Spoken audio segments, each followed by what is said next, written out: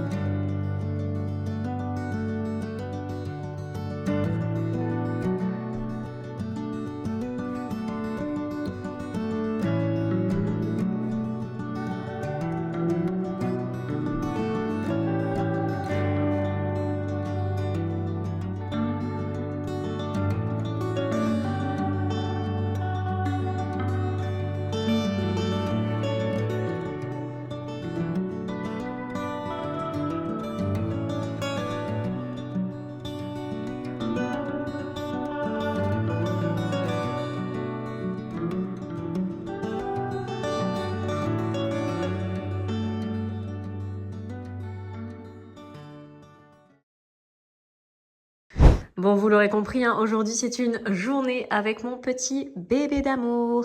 Sinon les amis, au programme de cette journée, cet après-midi, on va aller à la ferme avec mon fils. On y avait déjà été il y a quelques semaines.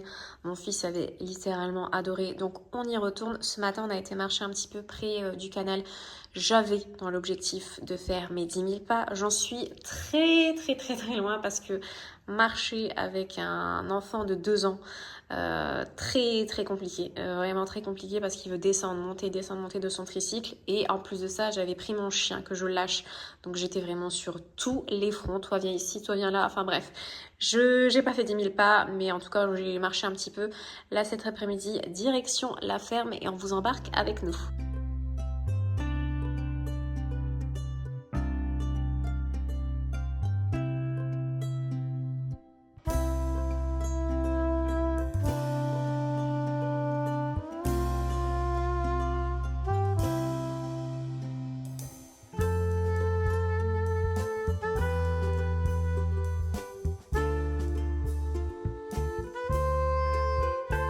Bon les amis, t-shirt dégueulasse, cheveux mouillés, un bol avec un petit mélange. Vous savez ce qui va se passer les amis. Oui, vous le savez, on va faire une patine. Enfin, je vais faire une patine à mes cheveux. Grosse histoire, ces dernières semaines, mes cheveux.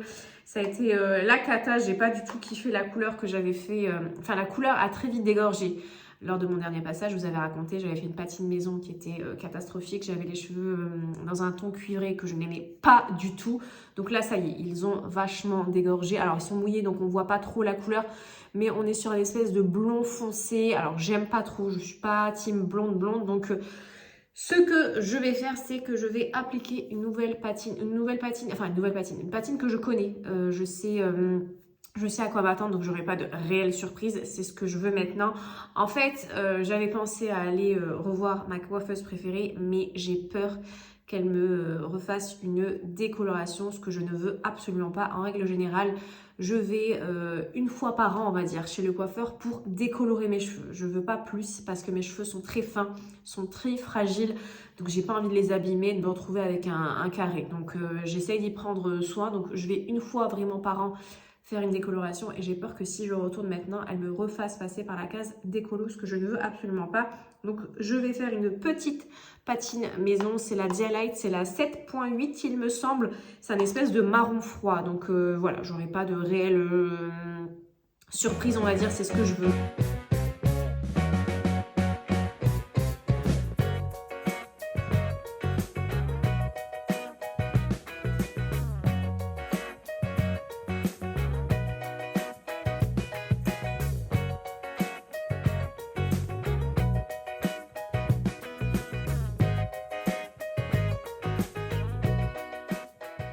Bon, ça y est, j'ai lavé et séché mes cheveux. J'aime beaucoup la patine. C'est bizarre à la caméra, j'ai l'impression qu'on a ces reflets cuivrés alors qu'en vrai, pas du tout. Là, je m'apprêtais à manger. Je me suis faite hier soir une quiche courgettes, pommes de terre, œufs et emmental. Elle est super bonne, donc je vais manger ça au midi. Comme je vous ai dit, en ce moment, j'essaye de faire attention à ce que je mange et j'ai surtout cet objectif de m'affiner et de me raffermir. Et bien évidemment, 70% de tout ça passe par l'alimentation. On va pas se mentir, il n'y a pas de secret à tout ça. Et ces derniers temps, j'essaye aussi de marcher énormément en journée. En règle générale, mon nombre de pas, on va dire, c'est à peu près 2 voire 3000 pas par jour. J'ai un travail qui est plutôt sédentaire, hein. Je suis beaucoup assise, je travaille assis, on va dire. Donc c'est très compliqué de marcher pour moi et enfin de marcher, de faire beaucoup de pas, on va dire pour moi. Donc j'essaie d'alterner ça avec les séances à la salle de sport. En ce moment, il fait super beau, donc c'est super agréable de sortir. J'essaie de sortir tous les jours avec mon chien. Et pour vous dire, ma moyenne a augmenté parce que là, je suis à une moyenne de 5000 pas par jour. J'essaye de faire plus. Il y a des jours où je vais faire 6, 7, 8000 pas. 8000 pas, je crois que ça a été vraiment mon maximum. Enfin, voilà, je vais manger et ensuite, on ira promener au bord du canal.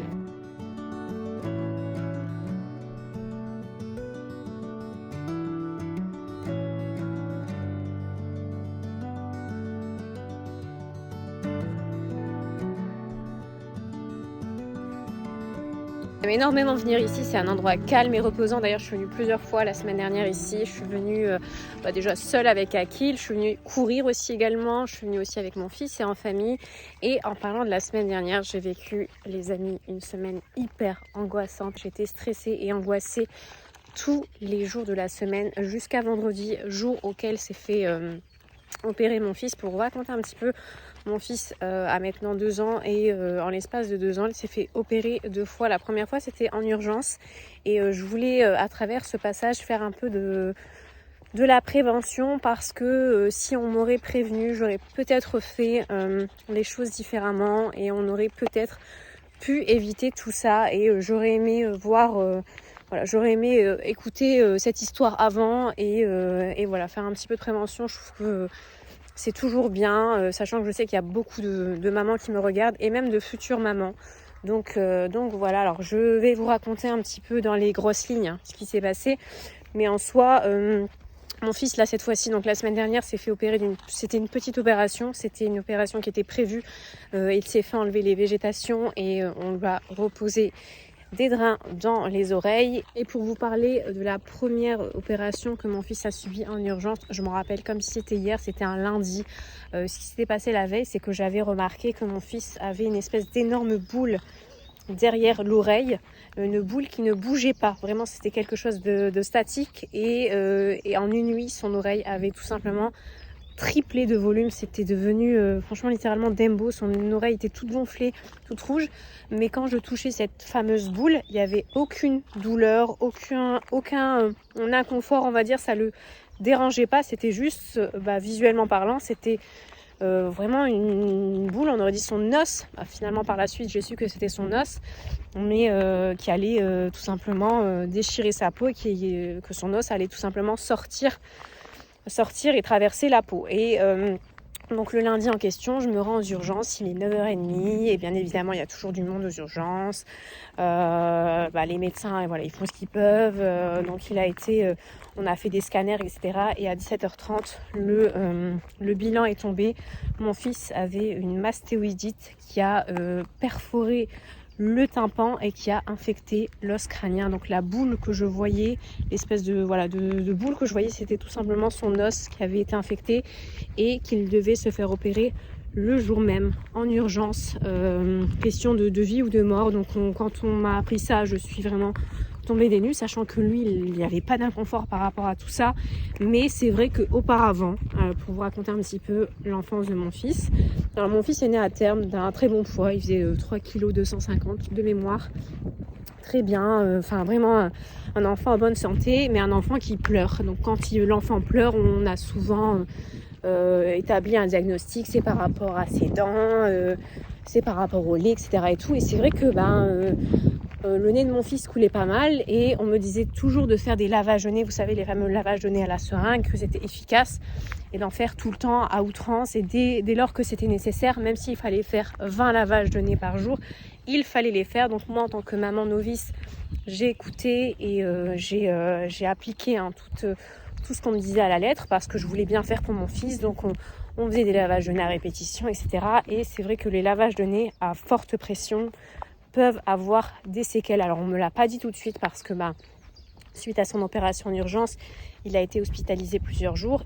J'ai remis mon rôle de maman en cause, peut-être que j'avais fait quelque chose de pas bien, donc j'ai essayé de comprendre le pourquoi du comment, peut-être que je lui donnais le lait allongé, donc ça avait, enfin bref, je me posais vraiment des tas de questions et c'est vrai que quand j'en parlais avec le chirurgien me disait non mais vous inquiétez pas, c'est arrivé à lui, ça aurait pu arriver à n'importe qui, c'est faute à pas de chance. Mais j'avais toujours ce doute-là de me dire, cette crainte-là de me dire mais non, mais c'est peut-être moi, j'ai fait quelque chose de mal, je suis sûre. Donc j'ai commencé à en parler énormément autour de moi, aux médecins, j'ai été voir d'autres ORL et c'est vrai que les autres ORL m'ont averti par rapport au lavage de nez et surtout à la pression qu'on y mettait. Et je pense qu'à forte pression, il y a le liquide, le sérum phi qui a dû rentrer à l'arrière des tympans et qui a dû stagner et s'infecter et créer tout ça, entre guillemets, créer cette mastéoïdite, créer cette perforation du tympan. De retour à la maison et pour clôturer tranquillement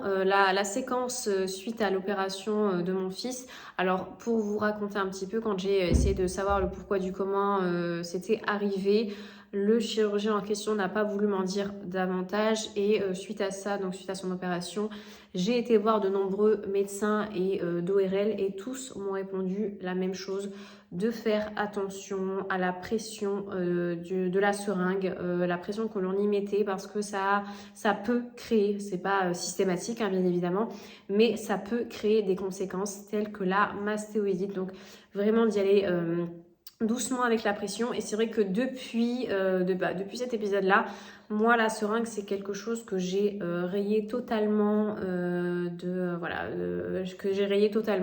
j'utilise beaucoup l'espèce de mouche bébé. Je vous mets une photo juste ici, donc c'est un petit aspirateur pour aspirer ce qui a aspiré et c'est tout aussi bien et tout aussi efficace. Donc voilà, j'espère que cette histoire aura pu en aider certains d'entre vous et même prévenir. C'était vraiment en fait une séquence, on va dire, de prévention pour vous avertir de la seringue à forte pression. Ça peut avoir des conséquences. Donc, si on peut éviter tout ça, ça serait l'idéal. Donc voilà, mon fils va très bien. L'opération de la semaine dernière s'est très bien passée. Il va bien, il est en pleine forme. C'est vraiment le plus important. Et sinon, on va parler de choses un peu plus, j'allais dire plus gaies, mais d'autres sujets, on va dire. J'ai reçu des colis, les amis, des petites commandes que j'ai effectuées et que l'on va déballer ensemble. Autant vous dire que je suis très clairement déçue de ma première commande, celle que j'ai effectuée chez Zara. J'avais l'impression que ce gilet-là que je porte était ultra loose, ultra confortable. Enfin, c'est l'impression que j'avais en regardant les photos sur le mannequin. Mais quand je le porte sur moi, rien à voir. Il n'est pas du tout extra loose. Et enfin, vous savez, un petit peu dans la même vibe que le gilet que je porte aujourd'hui, mais pas du tout. Là, on est sur un espèce de cardigan court, plutôt cintré. Enfin, pas cintré, mais près du corps, on va dire. Rien à voir avec l'effet que je recherche. Donc, ce gilet-là va très vite retourner chez l'expéditeur. Autre article à vous présenter de chez Zara. Alors, le t-shirt que je porte en dessous ne va littéralement pas du tout avec la veste. Alors là, c'est la veste en question. J'aime bien le style. Voilà, on est sur une petite veste très sympa aussi, j'aime beaucoup la couleur, on est sur un marron foncé. Après, je sais pas, j'hésite, est-ce que ce style-là me va bien ou pas? Dites-moi ce que vous en pensez en commentaire. Ensuite, je me suis pris ceux-là, mais je vais clairement pas l'essayer parce que je n'aime pas du tout la matière. En ce moment, c'est beaucoup la tendance, vous savez, des rayures. Et j'ai beaucoup aimé sur la photo ce pull-là parce que les rayures étaient marron et blanc. Et en ce moment, je suis trop dans ma era marron addict, on va dire. Mais je n'aime pas du tout la matière. On est sur une matière, les amis, ultra fine. Je ne sais pas si on va voir la matière à la caméra, mais légèrement aussi transparent. Et ce genre de pull, non, je n'aime pas. Pourtant, sur la photo, on avait l'impression que la matière était plutôt épaisse, mais rien à voir en vrai. Donc celui-ci aussi va retourner chez Zara. Et dernier article que je me suis commandé chez Zara, je me suis pris cette robe-là de couleur jaune. En ce moment, j'aime beaucoup cette couleur-là. Je trouve que c'est une couleur qui me va bien au teint et j'ai littéralement adoré le style de cette robe. Je vais la passer pour que vous puissiez voir un petit peu le rendu. Et voilà ce que donne la robe jaune portée. La matière est hyper agréable. Le seul bémol, les amis, c'est qu'il n'y a pas de fermeture pour l'enfiler. Donc c'est très compliqué. On doit limite tirer vers le haut et franchement très compliqué pour l'enfiler sans fermeture. Mais sinon, le style, j'adore. C'est totalement le genre de robe que j'aime porter. On est cintré au niveau du haut. Ensuite, ça part en évasé. Niveau longueur, elle est plutôt longue. On aperçoit que ça de ma chine. Moi, j'aime bien les robes longues. Je trouve que c'est très joli porté. À l'arrière, on a un dos nu avec une forme arrondie. Vraiment matière hyper agréable. Comme je vous ai dit, le seul bémol, c'est qu'il n'y a pas de fermeture. Mais sinon, le style et la couleur surtout, j'adore. On passe maintenant à une petite commande que j'ai effectuée chez H&M. Alors, je me suis commandé un article côté déco que je vais vous présenter là maintenant, si la boîte veut bien s'ouvrir, bien évidemment. Je me suis commandé cette espèce de coupelle style oignon. Je trouve que c'est un élément qui fait très cuisine et j'ai beaucoup aimé les couleurs. Ensuite, pour mon fils, je lui ai pris ces bottines-là. Alors, c'est pas pour tout de suite, c'est plutôt pour la rentrée. J'ai pris une grande taille par rapport à sa taille de là maintenant. Mais normalement, en septembre, il va aller à l'école et je trouve que ce genre de bottines, c'est vraiment très pratique. Vous avez juste un scratch à enfiler et c'est parfait. Donc, ces petites bottines-là pour mon fils. Je lui ai pris également 2 casquettes. Parce qu'il y avait plus, on n'avait plus des casquettes à sa taille, donc j'en ai pris 2. Alors je vais pas vous les déballer, mais en gros une de couleur beige et une en couleur et un effet un bleu vert d'eau, on va dire. Et pour aller justement avec cet ensemble bleu vert d'eau, je lui ai pris cet ensemble. C'est un espèce de sweat avec un long short. Et dernier article à vous présenter de chez H&M, j'ai clairement copié un look que j'ai vu sur Pinterest parce que je trouvais très joli. Dites-moi si ça me va en commentaire ou pas. J'ai pris ce gilet sans manches de couleur noire qui est plutôt long comme vous le voyez. Même les boutons sont de couleur noire. Alors pour la taille, je l'ai pris en taille S. J'aurais peut-être dû prendre XS. Comme vous le voyez, c'est un peu grand à ce niveau-là. Ensuite, j'ai commandé cette jupe-là. Donc celle-là, elle existe en 2 coloris. Elle est plissée de couleur crème beige, on va dire. Le seul bémol, c'est qu'elle est légèrement transparente. Je sais pas ce qu'ils ont en ce moment dans les collections. Il y a beaucoup d'articles transparents. C'est tout ce que je déteste. Mais voilà, après c'est une jupe. Donc je me dis, je peux mettre une doublure et avec ça j'ai mis des petites ballerines. Pareil, ce sont des petites nouveautés de chez H&M. J'aime beaucoup le style de ces petites ballerines. Dites-moi ce que vous en pensez de ce look là, est-ce qu'on valide ou pas? Bon les amis, aujourd'hui nous sommes dans le dressing où je vais faire un énorme rangement, où je vais faire un énorme tri parce que le rangement que je fais, que je faisais jusqu'à présent ne me convient plus. Si vous voulez, dans mes placards il n'y a que les vêtements d'hiver et tous les 6 mois je change ça avec mes vêtements d'été que je stocke dans le garage, enfin vice versa. Mais j'en peux plus, franchement j'en peux plus, sachant que, allez on va dire 70% des vêtements que vous voyez là, je ne les porte pas, je ne les ai jamais portés, jamais porté ou très peu porté ou ça fait des années qu'ils traînent dans mes dressings et que je trimballe de gauche à droite. Mais là ça y est, aujourd'hui les amis, on va arrêter le système des vêtements d'hiver et des vêtements d'été. L'objectif est de tout mettre dans mes placards, c'est-à-dire il y aura une partie hiver beige top marron, une partie été beige top marron, une partie hiver noir, kaki et gris on va dire, et en dessous vêtements d'été. Ça sera beaucoup mieux et pour moi et pour mon garage et j'aurais pu ces changements à faire tous les 6 mois parce que vraiment ça me gave. Donc c'est parti pour l'énorme tri.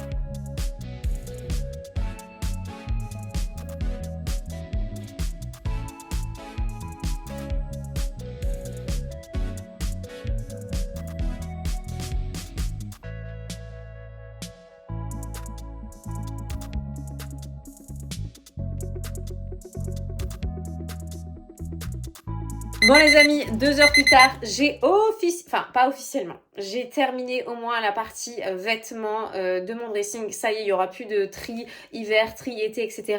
Là, c'est un dressing fait et rangé pour de bon. J'ai mis tout ce qui était vêtements hiver en haut, vêtements d'été en bas et ça va rester comme ça pendant très longtemps. D'ailleurs, j'ai fait un énorme tri. Là, c'est que la partie vêtements. Il me reste encore les accessoires à ranger. Je peux pas tout faire en une seule journée. En une après-midi, c'est très compliqué. les accessoires, les pantalons, les chaussures et ça sera officiellement terminé pour de bon. D'ailleurs, durant mon rangement, j'ai réfléchi et je me suis dit pourquoi pas organiser un vide-dressing comme je faisais il y a quelques années. J'en ai organisé 2-3 auparavant et ça avait très bien fonctionné, vous étiez très contente et moi aussi, donc je me dis pourquoi pas organiser un vide-dressing à Lille. Donc les Lilloises, dites-moi si vous êtes intéressés par un potentiel vide-dressing très prochainement, tout sera à 5 €, tout doit disparaître. Franchement, il y a des articles qui sont hyper canons avec les étiquettes, enfin je peux pas tout vous montrer, ce serait très long. Mais dites-moi si vous êtes intéressés par un vide-dressing à Lille. Sur ce les amis, c'est la fin de cette vidéo vlog, j'espère qu'elle vous aura plu. N'hésitez pas à me dire tout ça en commentaire, n'hésitez pas aussi à vous abonner pour être au courant de mes prochaines vidéos. Sur ce, je vous fais de très gros bisous et je vous dis à très bientôt. Ciao, ciao!